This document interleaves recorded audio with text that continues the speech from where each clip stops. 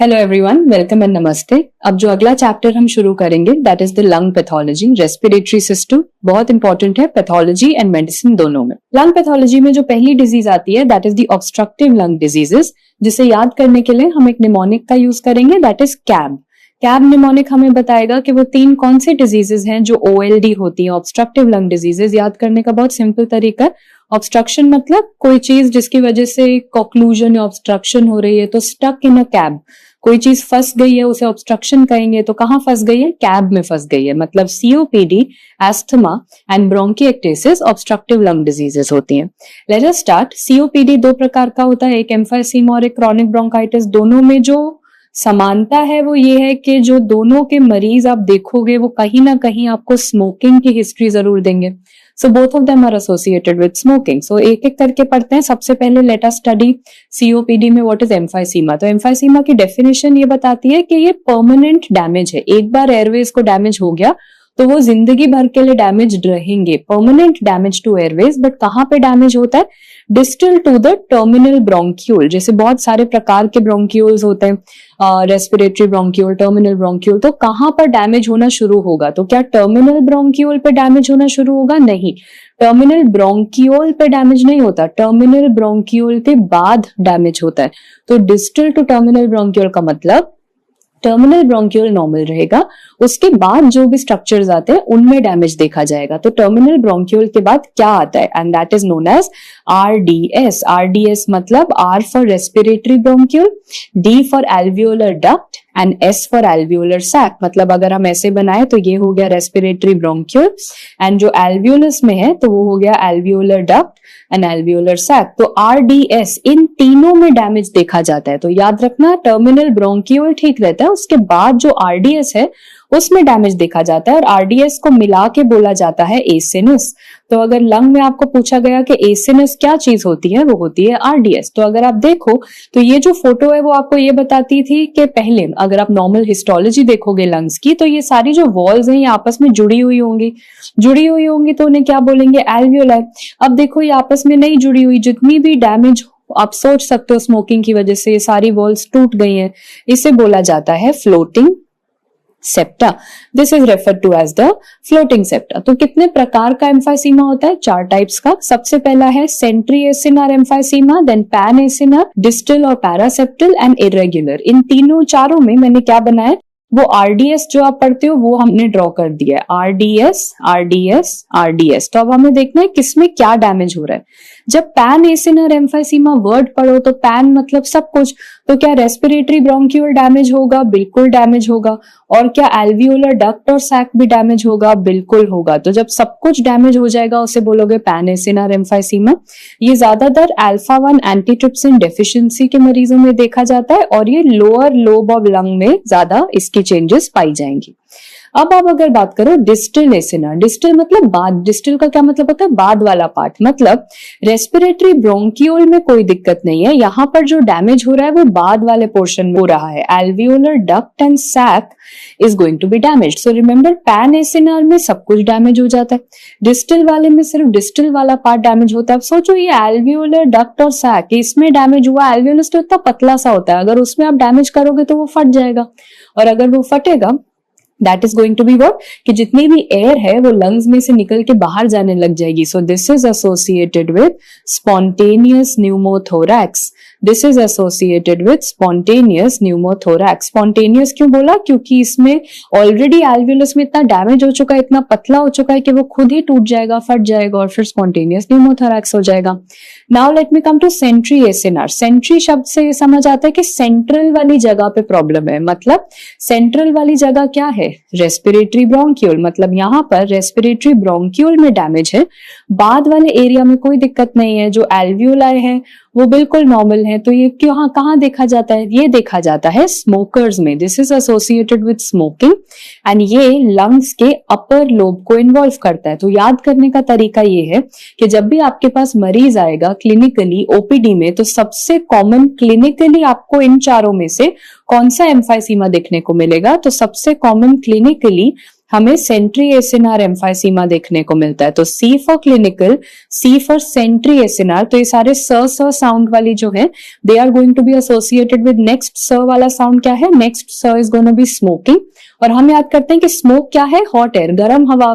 हम physics chemistry के experiments करते थे, गर्म हवा हमेशा ऊपर की तरफ उसका फ्लो होता है, तो गर्म हवा अगर ऊपर जाती है तो स्मोकर्स में कौन सा लोब इफेक्ट होगा, अपर लोब इफेक्ट होगा। तो प्लीज रिमेंबर स सेंट्री एसिनार कॉमन होता है, स स्मोकिंग, स्मोक हवा, गर्म हवा ऊपर जाएगी, अपर लोब। पैन एसिनार जो होता है वो अल्फा 1 एंटीट्रिप्सिन, तो ये कौन सा वो होगा, ये लोअर लोब में इफेक्ट होगा।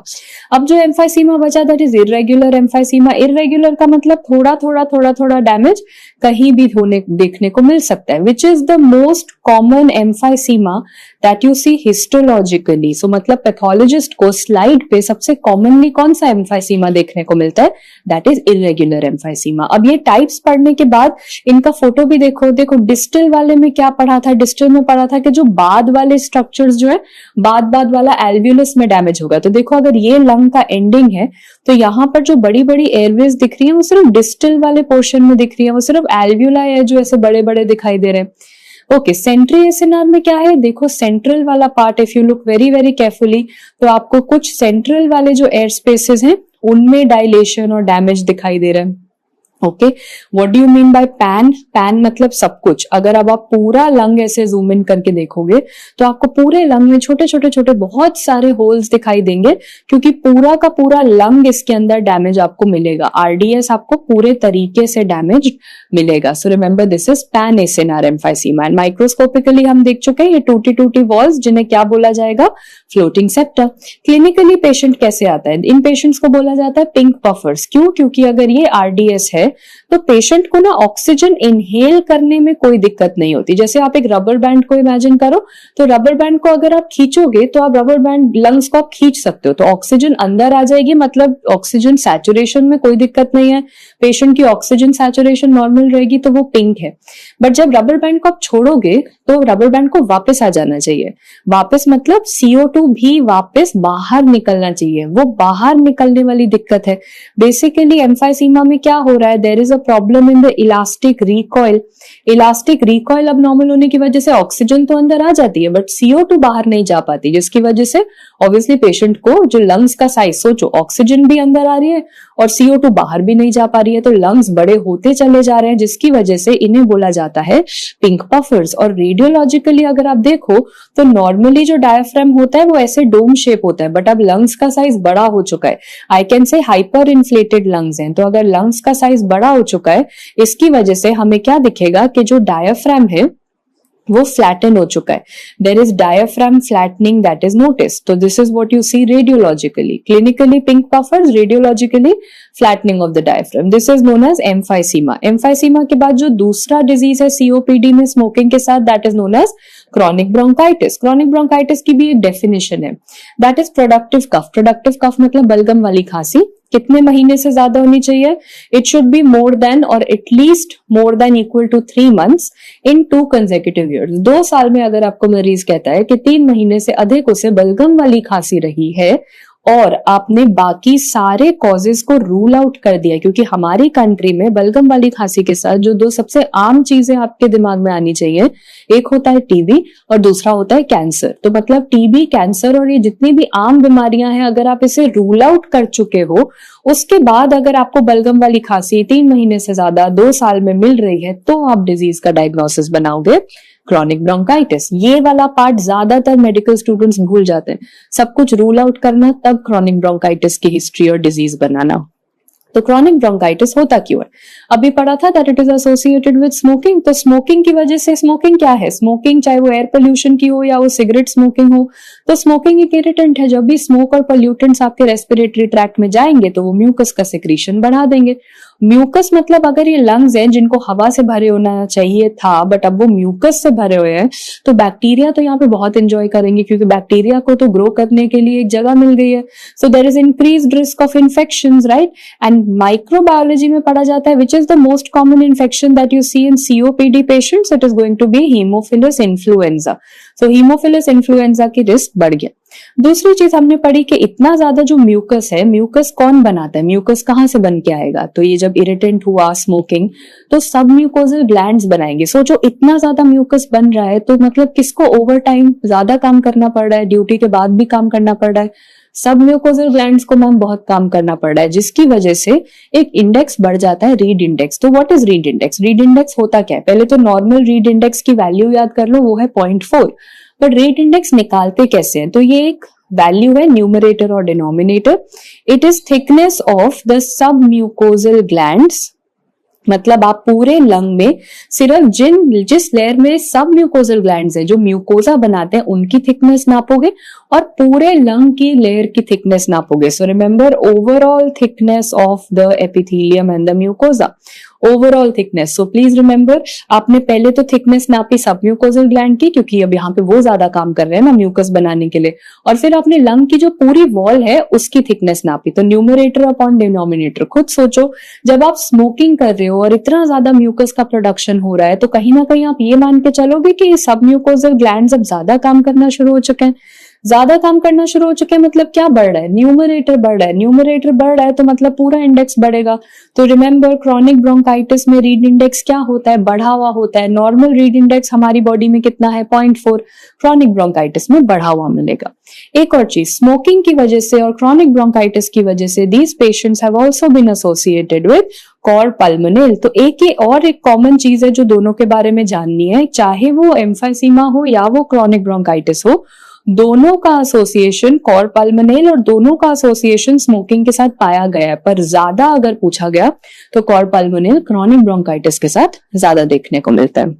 ओके, इसके बाद जो नेक्स्ट चीज आपको एक और जाननी है, अब इतनी प्रॉब्लम हो रही है जैसे कि म्यूकस की वजह से इन्फेक्शंस हो रही है, ये इतने सारे रीड इंडेक्स बन रहे हैं, कॉर पल्मोनेल हो रहा है, इस वजह से कैन वी से कि क्रॉनिक ब्रोंकाइटिस के पेशेंट्स को ब्लू ब्लोटर्स भी कहा जाता है, बिकॉज म्यूकस इतना बन रहा है तो कहीं ना कहीं ऑक्सीजन तो नहीं जा पाएगा, तो ऑक्सीजन की सैचुरेशन तो कम होने वाली है। So these are refer to as blue bloaters. So please note that emphysema patients are refer to as pink puffers, PP, that is pink puffers, and chronic bronchitis patients are referred to as blue bloaters. अब CAB disease में जो अगली हमें पढ़नी है that is going to be asthma.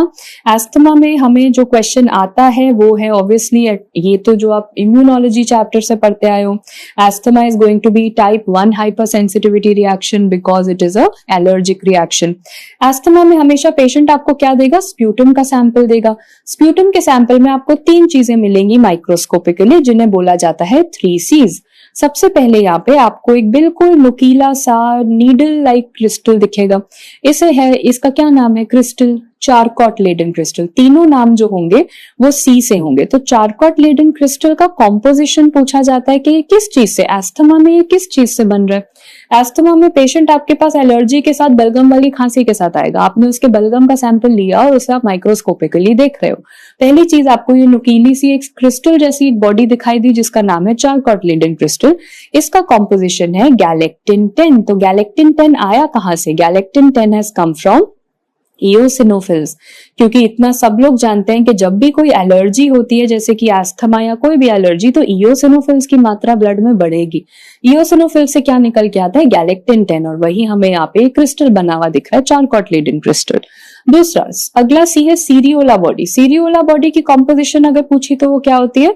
It is airway epithelial cells. और ये common sense की बात है, मतलब अगर आप पहले देखो कि यहाँ पे कुछ छोटे छोटे बहुत सारे सेल्स हैं और उन सेल्स ने मिलके एक बॉडी बना दी है जिसका नाम रखा सीरियोला बॉडीज। अब अगर कोई मरीज बहुत ज्यादा फोर्स के साथ खांसी कर रहा है, एस्थमा का पेशेंट, उसको बाउट्स ऑफ कफ हो रहे हैं, बहुत ज्यादा खांसी करने की वजह से इतने प्रेशर से उसने हवा को खांस के बाहर फेंका है, तो आप खुद सोचो जितने भी यहाँ पे लाइनिंग के सेल्स थे वो भी उस खांसी में और बलगम में बाहर जरूर निकल के आए होंगे प्रेशर की वजह से। तो उन सेल्स ने मिलके बलगम में क्या बना दिया? सीरियोला बॉडीज। फाइनली बलगम में क्या चीज होती है? म्यूकस होता है। तो अब सोचो इस म्यूकस ने क्या करा? उसने ऐसा एक स्पाइरल बना दिया, तो उसे बोला Curschmann spiral, that is made up of mucus. So remember, Charcot Leyden, galectin 10, Creola bodies are cells, Curschmann spirals are mucus. So these are the 3 C's of asthma. But ये कहाँ पे देखने को मिल रहा है? ये तो वो बलगम है जो मरीज ने अपने शरीर में से बाहर निकाल दिए। पर एस्थमा एक ऐसी चीज है जो सालों साल मरीज इसके साथ जीता है।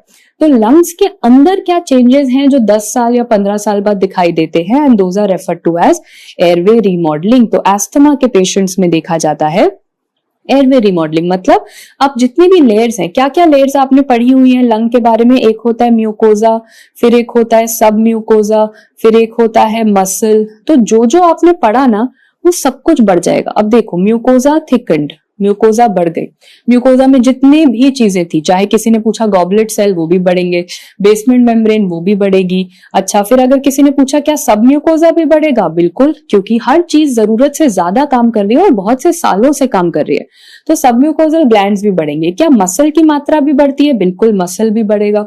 साथ में क्योंकि ये एस्थमा है और इओसिनोफिल्स तो आएंगे ही आएंगे, तो ओवरऑल आई रियलाइज्ड कि अगर किसी ने पूछा जाए कि एस्थमा में क्या सिर्फ एक लेयर बढ़ती है या सारी लेयर्स बढ़ जाती है, तो सारी लेयर्स बढ़ी हुई मिलेंगी। इसको आपको कंपेयर करना है क्रॉनिक ब्रोंकाइटिस से। क्रॉनिक ब्रोंकाइटिस में सिर्फ एक लेयर बढ़ी हुई मिली थी जो कि था सब म्यूकोजा वाला, जहां से म्यूकस बन रहा था। एस्थमा में सारी लेयर्स बढ़ी हुई मिलती है, इनको बोला जाता है एयरवे रिमॉडलिंग। तो एस्थमा में एक तो एयरवे रिमॉडलिंग मिलता है और दूसरा बलगम में आपको 3 C's मिलते हैं। एस्थमा के बाद कैब निमोनिक में हमने सीओपीडी पढ़ लिया, एस्थमा पढ़ लिया, अगला आता है ब्रोंकिएक्टेसिस। नाम से हमें इतना समझ आता है कि एक्टेजिया का मतलब होता है डायलेशन, एंड डायलेशन किसका होगा, ब्रोंकाई का। तो मतलब there is going to be dilation of the bronchi and the bronchioles. क्या ये टेम्पररी है या फिर ये परमानेंट है, तो दिस इज वेरी इंपॉर्टेंट। ये एक परमानेंट और ये क्या इरिवर्सिबल टाइप ऑफ डायलेशन होता है। तो माय क्वेश्चन इज कि ये क्यों होता है, कॉजेज जेनेटिक और अक्वायर्ड।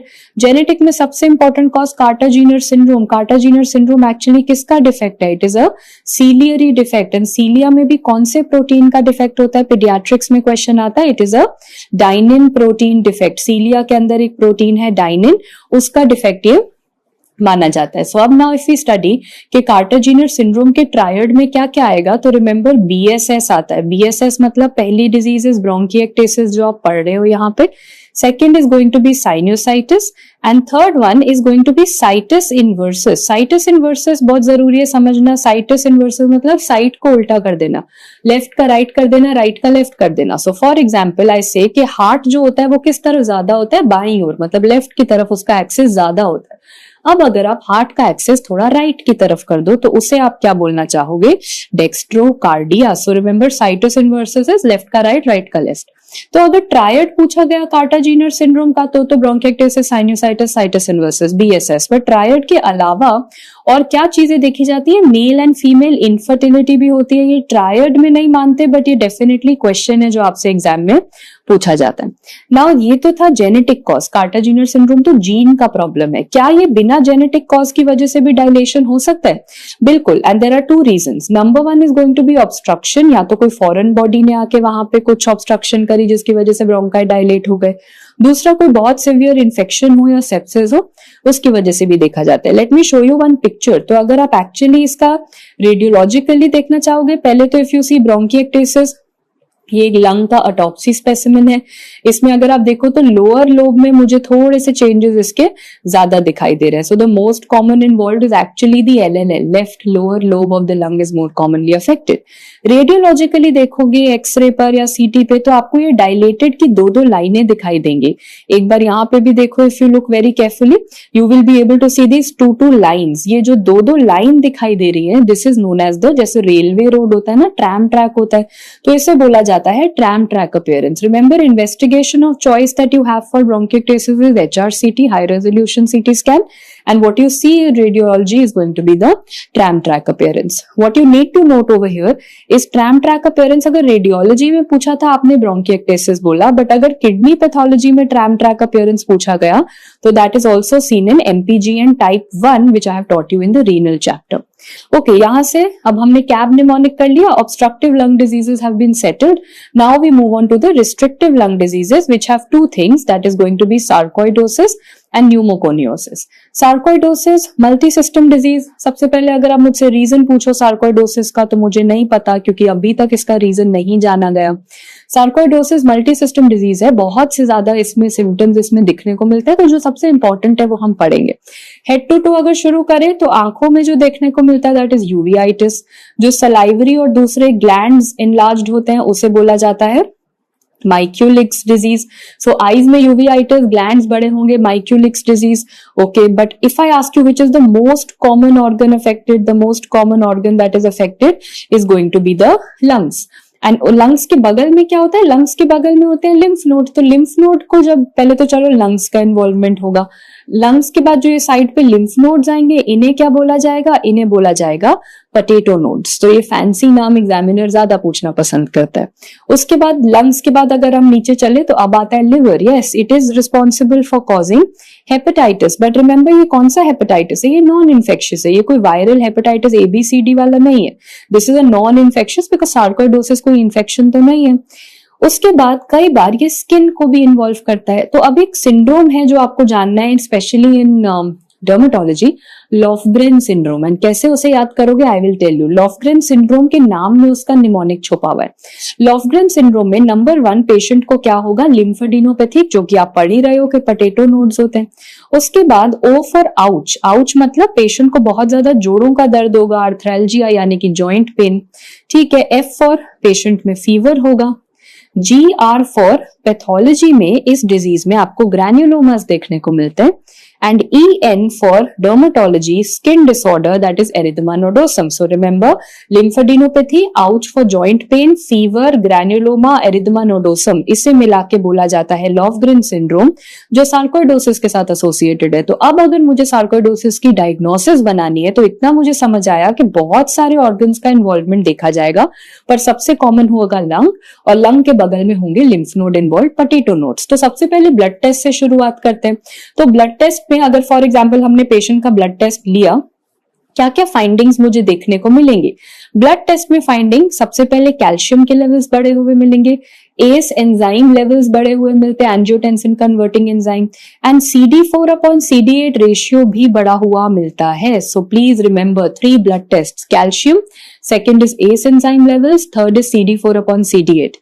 आजकल ऐसा टेस्ट करते नहीं, पर एक जमाने में एक स्किन टेस्ट किया जाता था जिसका नाम था वीम टेस्ट. तो वो स्किन में इंजेक्शन के साथ होता था, अभी नहीं किया जाता. अभी सिर्फ एक क्वेश्चन आता है कि वीम टेस्ट जो है, के वीम टेस्ट जो है वो कौन सी डिजीज का टेस्ट है, वो सार्कोइडोसिस का टेस्ट है.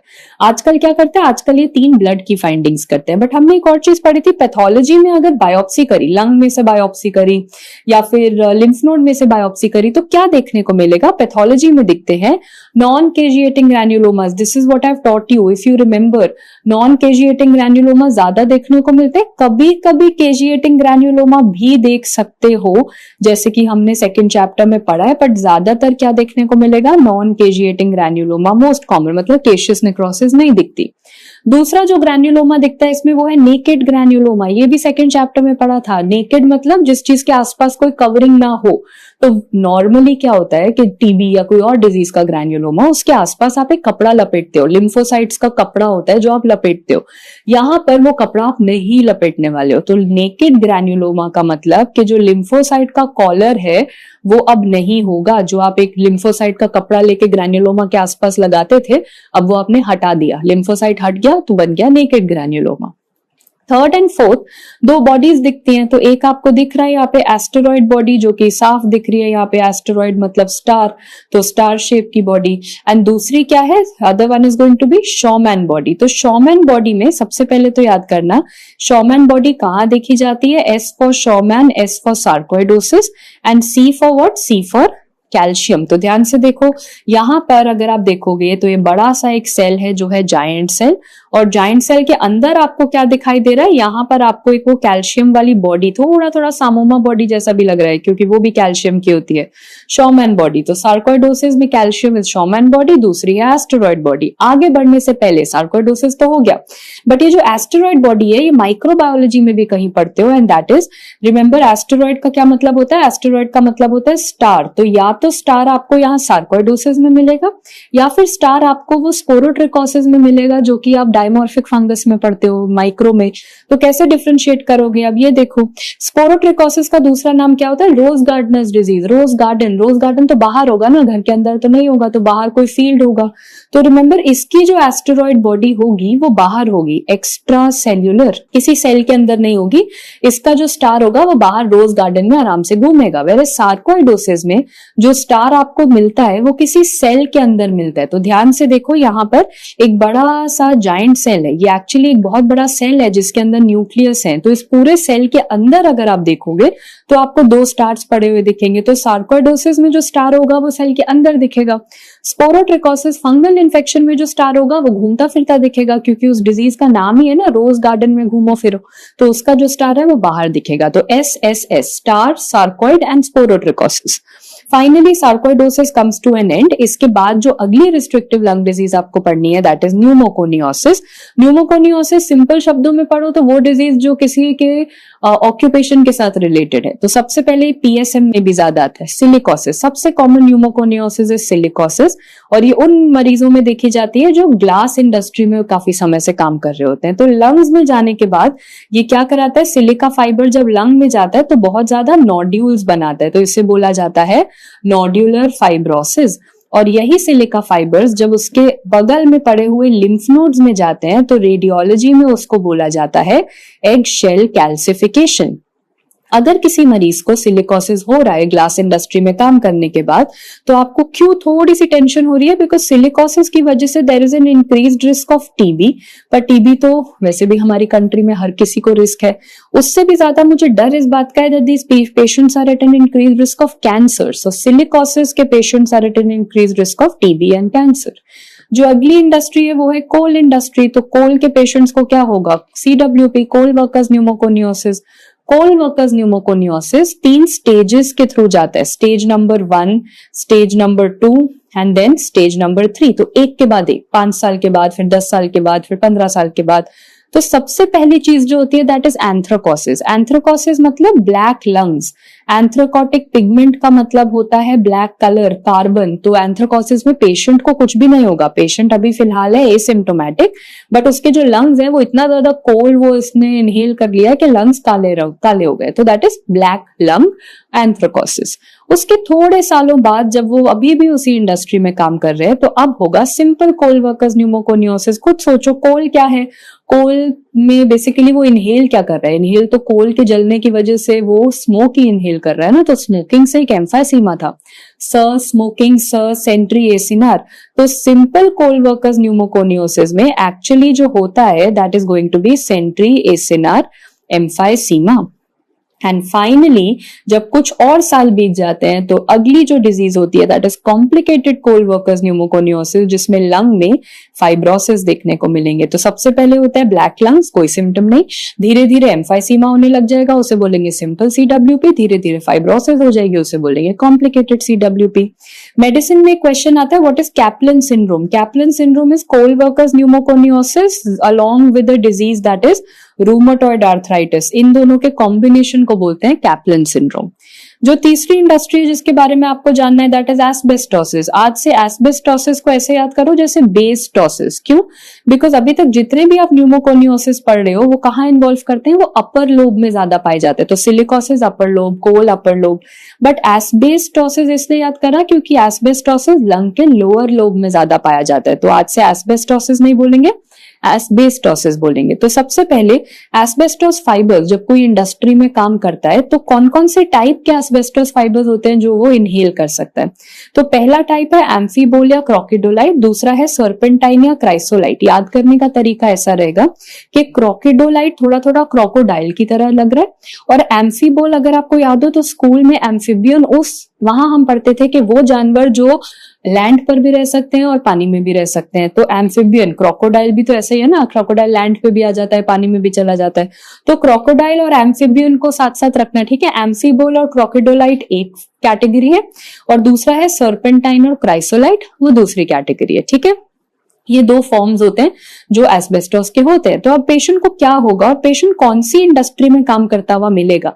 एस्बेस्टोस का पेशेंट या तो शिपयार्ड इंडस्ट्री या सीमेंट इंडस्ट्री, ये दोनों इंडस्ट्रीज में काम करता हुआ पेशेंट एस्बेस्टोस के खतरे से ज्यादा उसके पास रहेगा, तो asbestosis is going to be more common. तो एस्बेस्टोसिस में 3 तरीकों से होता है, स्टेज 1, स्टेज 2, स्टेज 3। सबसे पहली जो प्रॉब्लम होती है that is going to be a pleural plaque. Pleural plaque, pleura सबको पता है लंग के बाहर की कवरिंग, तो पहले वहां पे लंग के बाहर कवरिंग में एक छोटा सा प्लाक बनता है।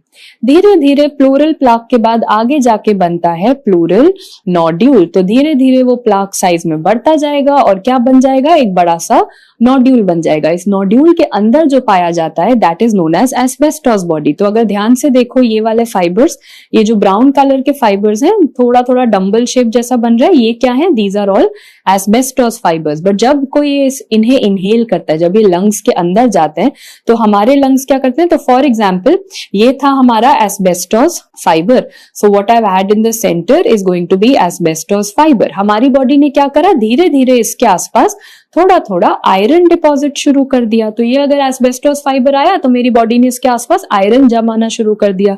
तो क्या एस्बेस्टोस बॉडी का दूसरा नाम फेरुजिनस बॉडी रख सकते हैं, क्योंकि इसके ऊपर तो आयरन ही डिपॉजिट हो रहा है। एंड आयरन डिपॉजिट होने की वजह से देखो इसकी शेप कैसी बन गई, it is known as the dumbbell shape. ध्यान से अगर देखोगे तो डंबल शेप यहाँ पे दिखाई दे रहा है, पर अब पहले तो ये एस्बेस्टोस फाइबर ब्राउन था, अब ये ब्लू दिखाई दे रहा है, क्योंकि आयरन के लिए एक स्पेशल स्टेन होता है ना ब्लू कलर का, कौन सा, पर्ल्स और प्रूशियन ब्लू स्टेन। ये तो हम पहले चैप्टर से कितनी बार पढ़ते आए हैं। सो रिमेंबर कि एस्बेस्टोस बॉडी का दूसरा नाम फेरुजिनस बॉडी, शेप क्या है, डंबल शेप, एंड आयरन के लिए कौन सा स्टेन लगाओगे, पर्ल्स या प्रूशियन ब्लू। तो सबसे पहले छोटा सा प्लाक हुआ था, धीरे धीरे उसमें नोड्यूल बना, अब एंड स्टेज में क्या हो जाएगा, patient will land up with cancer. So this is what they will ask you कि पहले हुआ प्लूरल प्लाक, उसके बाद अगली चीज जो हुई दैट इज नोड्यूल, नोड्यूल के आगे वो डंबल शेप बॉडी दिखेगी, एंड तीसरी चीज जो हुई वो कैंसर है। तो सबसे कॉमन कैंसर कौन सा है, दोनों होंगे तो देखो लंग्स के कैंसर, एक कॉमन है एक स्पेसिफिक है। Most common cancer is known as adenocarcinoma of the lung.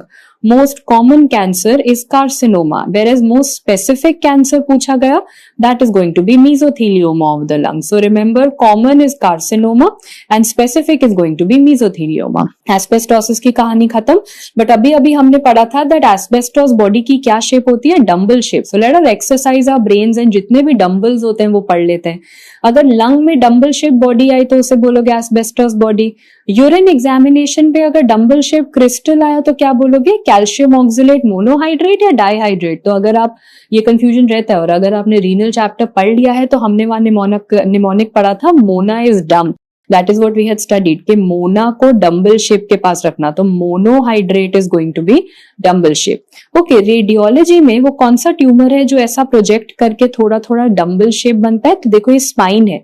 Spine में जब किसी को श्वानोमा होता है तो रेडियोलॉजिस्ट को देखो कि वो वर्टिब्रा, ये एक वर्टिब्रा और ये एक वर्टिब्रा, तो ऐसा लगता है कि बीच में से वो ट्यूमर निकल के आ रहा है। जब वो निकल के आ रहा है तो वो एक डंबल शेप की तरह लगता है। Schwannoma of the spine, dumbbell shape tumour. Finally microbiology में वो कौन सा वायरस है जिसका डीएनए ऐसा बीच में डंबल शेप की तरह दिखता है, so that is going to be the pox virus. Pox virus is going to be a DNA shaped, DNA shape is the dumbbell shape DNA. तो लंग्स में एस्बेस्टोस, यूरिन में monohydrate, radiology में schwannoma and microbiology में pox का DNA. Okay, now coming back, और कौन कौन से न्यूमोकोनियोसिस थे, एक होता है byssinosis. Byssinosis happens because of cotton dust. आजकल कॉटन डस्ट को ऑर्गेनिक डस्ट भी बोला जाता है। अगला question we have bagassosis. Bagassosis is associated with sugar cane dust, again a very very important question. Berylliosis obviously beryllium के exposure की वजह से होता है। बैरेटोसिस ऑब्वियसली बेरियम के एक्सपोजर की वजह से होता है। तो ये वाले क्वेश्चंस तो नहीं आएंगे, but they will ask you इनमें से बेरिलियोसिस में एक्चुअली क्या देखा जाता है in the lung, it is going to be a non caseating granuloma. तो अभी अभी हमने पढ़ा था ना कि सार्कोइडोसिस में भी नॉन केजिएटिंग ग्रैन्युलोमा है। तो सार्कोइडोसिस और बेरिलियोसिस एक दूसरे का डिफरेंशियल डायग्नोसिस है। इनकी वजह से ही हमें देखना पड़ता है कि अच्छा क्या इंडस्ट्री है, कोई कॉम्प्लिकेशन में आप जाने से पहले पूछोगे आप काम कहाँ करते हो। अगर कोई बेरिलियम की इंडस्ट्री में काम करता है तो ही बेरिलियोसिस बनाना, वरना क्या बनाओगे, sarcoidosis. Coming to the next, siderosis. Sidero word मतलब आयरन, कोई आयरन इंडस्ट्री में काम कर रहा है।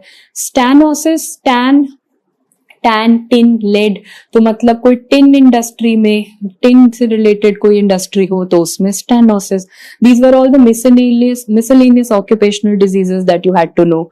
ये पढ़ने के बाद अब जो आखिरी टॉपिक आपके पास लंग्स में बचा है, that is the lung tumours. And lung tumour सबको पता है, एक बिनाइन होता है, एक malignant.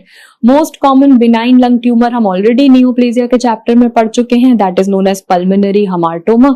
If you remember we had studied a mnemonic, हमारा पैसा, हमारा पॉपकॉर्न, हमारा टिश्यू. तो व्हाट वाज हमारा पैसा? हमारा पैसा वाज कि जो हमारा हामार्टोमा, वो पैसा मतलब कॉइन लीजन. हमारा पैसा means coin lesion. So that is going to show you a coin lesion on radiology. जो पैसा खर्चा करेगा वो मूवी जाएगा तो पॉपकॉर्न भी उसी को खाने को मिलेंगे. तो किस टाइप का कैल्सिफिकेशन देखने को मिलता है? It shows you the popcorn calcification. Finally जिसके पैसे, जिसका पॉपकॉर्न, उसी का टिश्यू. सो हमारा tissue will tell me what is hamartoma. Lungs में हमारा टिश्यू क्या है, क्या बढ़ जाएगा? तो लंग्स में जो ये ब्लू कलर का कार्टिलेज है, जो नॉर्मली भी पाया जाता है, वो जरूरत से ज्यादा बढ़ जाएगा. So please remember the most common benign tumour is hamartoma. It shows you coin lesion, popcorn calcification and lots of cartilage. ये तो बिनाइन ट्यूमर था. Now let me come to the most common lung malignancy. The most common lung malignancy is metastasis. मतलब lung के अपने tumour से भी ज्यादा common होता है कोई ऐसा ट्यूमर जो लंग की तरफ आ रहा हो, that is known as metastasis. ये तो एक पॉइंट हो गया. बट अगर हमें पूछा जाए लंग के कौन कौन से कैंसर्स हैं, उनका नाम बताओ, तो squamous cell carcinoma, adenocarcinoma, small cell carcinoma and large cell carcinoma. Small cell carcinoma को ओट सेल कैंसर के नाम से भी जाना जाता है. This is a very old name but some old examiners still like to say it. So इन सब में से सबसे कॉमन कौन सा है? चाहे वर्ल्ड में पूछा जाए या इंडिया में पूछा जाए या मेन में पूछा जाए या विमेन में पूछा जाए, सबका मोस्ट कॉमन कैंसर होता है अडीनो कार्सिनोमा लंग. स्मोकिंग के साथ कौन कौन से एसोसिएटेड होते हैं? तो एस फॉर स्मोकिंग. तो जितने भी एस वाले ट्यूमर्स है ना, मतलब स्क्वामस सेल कार्सिनोमा में स्मोकिंग की हिस्ट्री होगी, स्मॉल सेल कार्सिनोमा में स्मोकिंग की हिस्ट्री होगी, बाकी सब में स्मोकिंग की हिस्ट्री नहीं होगी. Okay, now let's come to in terms of the location. तो अब लोकेशन में क्या आपको जानना है? तो लोकेशन में रिमेंबर, या तो लंग के सेंटर में होगा या पेरिफेरल में होगा. तो वो सारे ट्यूमर सेंटर में पाए जाएंगे जिनके नाम में स सेंटर मतलब स स्क्वामस, स सेंटर मतलब स स्मॉल. बाकी सारे जिनमें स सेंट्रल नहीं आ रहा वो हो जाते हैं peripheral. Adenocarcinoma is peripheral and large cell carcinoma is peripheral. तो अगर इसको समराइज करो तो सारी स वाली चीजें याद रखना. स्मोकिंग किन के साथ होता है? Smoking is with squamous and small. Central कौन से होते हैं? सेंट्रल होते हैं स्क्वामस एंड स्मॉल. अच्छा, जेंडर वाइज पूछा गया, मेल में कौन सा कॉमन है, फीमेल में कौन सा कॉमन है? तो remember most common in male and female पूछ लो, या most common in India and abroad पूछ लो, मोस्ट कॉमन का आंसर हमेशा अडीनो कार्सिनोमा होगा. अग्रेसिव में हम थोड़ी देर बाद आएंगे. अभी हम क्या करते हैं, पहले सबके ना जेनेटिक्स पढ़ लेते हैं एंड उसके बाद late us study the pathology part.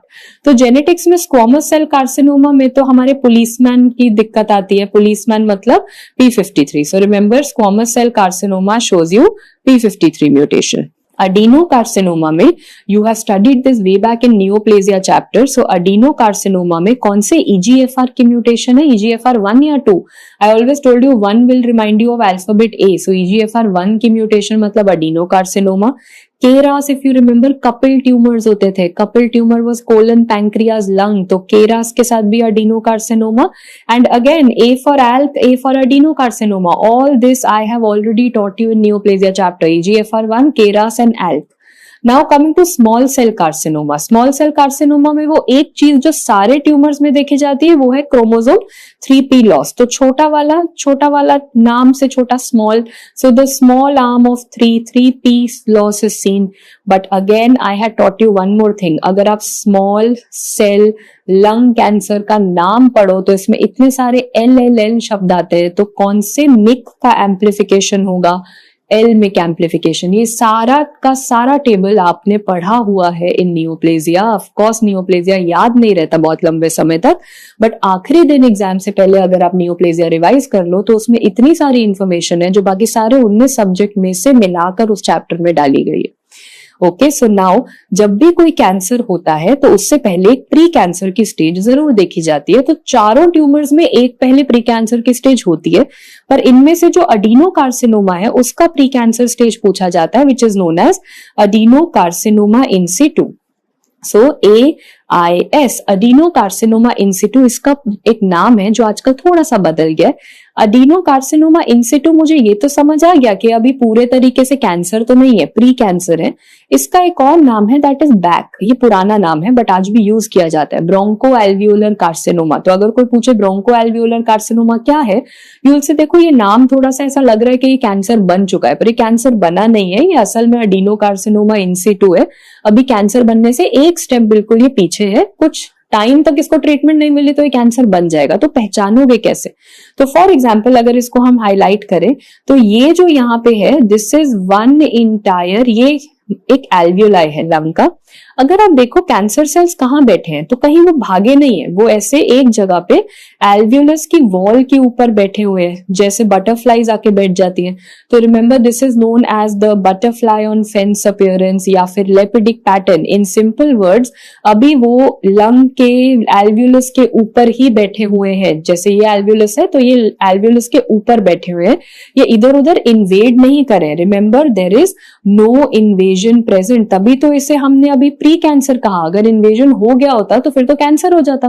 तो अभी ये सिर्फ यहीं पे बैठे हुए हैं, देखो ये एक और एल्वियोलस है और ये उसके ऊपर सिर्फ बैठे हुए हैं, यहाँ पर भी अभी सिर्फ बैठे हुए हैं। तो अभी ये कहीं भागे नहीं है, इन्वेड कर गए होते तो कैंसर होता। So remember this lepidic word is very important for bronchoalveolar carcinoma. Now coming back, इन चारों कैंसर्स की फोटो कैसे दिखाई देती है, इनके मार्कर्स क्या है, इनका पैरानियोप्लास्टिक सिंड्रोम क्या है। तो सबसे पहले if I have to identify squamous cell carcinoma, तो स्क्वामस सेल कार्सिनोमा में आपको एक पिंक वाले पर्ल्स दिखाई देंगे जिनका नाम है केराटिन पर्ल्स। अगर आपने याद कर लिया कि स्क्वामस सेल कार्सिनोमा में P फॉर पर्ल्स दिखाई देते हैं तो इसका IHC मार्कर भी P से ही है। There is P63 and there is P40, P63 positive, P40 positive. P40 is the best marker and ये क्वेश्चन पूछा गया है FMG और नीट PG में, PYQ है which is the best marker for keratin pearl squamous cell carcinoma, P40। Paraneoplastic syndrome आपने पढ़ा हुआ है already neoplasia chapter. Squamous cell carcinoma lung में मिलता है calcium level increase, hypercalcaemia. Now let's come to adenocarcinoma. The rule always says कि जहां जहां वर्ड अडीनो आएगा वहां वहां ऐसे ग्लैंड फॉर्मेशन होगी। तो लाइट माइक्रोस्कोपी पे आपको मिलेंगे ग्लैंड फॉर्मेशन। IHC में क्या मिलेगा? A for adenocarcinoma, A for we have TTF1, MUC1 and napsin A। एंड याद करने का क्या तरीका है कि जितने भी A वाले, और A पहला अक्षर होता है ना, तो A वाले और 1 वाली जो चीजें हैं वो सारी A अडीनो कार्सिनोमा में आएंगी। इसका पैरानियोप्लास्टिक सिंड्रोम क्या है? नियोप्लेजिया चैप्टर में क्या पढ़ा था? अडीनो कार्सिनोमा, अडीनो आवारा होता है। अडीनो आवारा है। आवारा कौन होता है? आवारा वो है जो पूरा समय घूमता फिरता रहता है। तो इसमें क्या देखने को मिलता है? माइग्रेटरी थ्रोम्बोफ्लेबाइटिस, जिसे आप ट्रोजियस फिनोमिना समझते हो। तो माइग्रेटरी थ्रोम्बोफ्लेबाइटिस का क्या अर्थ होता है? आइटिस मतलब इन्फ्लेमेशन, थ्रोम्बो मतलब ब्लड क्लॉट, तो वेन्स में, फ्लेबो मतलब वेन, तो वेन में क्या क्या हो रहा है? वेन में हो रहा है इन्फ्लेमेशन, वेन में हो रहा है ब्लड क्लॉट। बट वो क्या एक ही वेन तक सीमित है या वो इधर से उधर हर वेन में चलता फिरता रहता है? तो वो माइग्रेटरी है, वो एक वेन से दूसरी वेन, दूसरी वेन से तीसरी वेन, ऐसे घूमता रहेगा। तो जो आवारा वाला होगा कॉन्सेप्ट माइग्रेटरी थ्रोम्बोफ्लेबाइटिस, वो किस में मिलेगा? अडीनो में आवारा मिलता है। ओके, स्क्वामस हो गया, अडीनो हो गया। अब जो आता है that is small cell cancer, जिसका अब जो मैंने अभी बताया था कि जो पुराना नाम था वो था ओट सेल कार्सिनोमा। तो अब इसके अंदर नाम से ये स्मॉल सेल लगता है बट इसे हम बोलते हैं छोटा पैकेट बड़ा धमाका, कि नाम से ऐसा लगता है कि छोटा सा सेल्स होंगे, क्या ही खराब कर लेंगे पेशेंट में, बट इसके अंदर सबसे बड़ी बड़ी लिस्ट अभी आपको पढ़नी है। माइक्रोस्कोपिकली देखो सबसे ज्यादा चीजें यहाँ पे देखने को मिलेगी। तो ये जो पहली चीज है this is a blood vessel, बिल्कुल लगी नहीं रही blood vessel ma'am, because blood vessel को तो ब्लड के कलर का होना चाहिए, लाल रंग का होना चाहिए। ये जो ब्लड वेसल है ये जो ब्लू कलर की हो चुकी है। तो जब ब्लड वेसल का जो रंग है वो नीला पड़ जाए, ब्लू ब्लड वेसल को क्या इफेक्ट बोलते हैं? एज़ोपार्डी इफेक्ट। अगली चीज, अगली फोटो में अगर आप देखो तो न्यूक्लियस, ज्यादातर जब हम न्यूक्लियस बनाते हैं तो उसे पूरे तरीके से ब्लू कलर कर देते हैं। इसमें आपको हल्के हल्के व्हाइटिश एरियाज दिखाई देंगे। तो मतलब अगर ध्यान से देखो तो ये पूरा ब्लू नहीं है, कुछ कुछ व्हाइट कलर बीच में है, जैसे आपने नमक छिड़क दिया ऊपर से।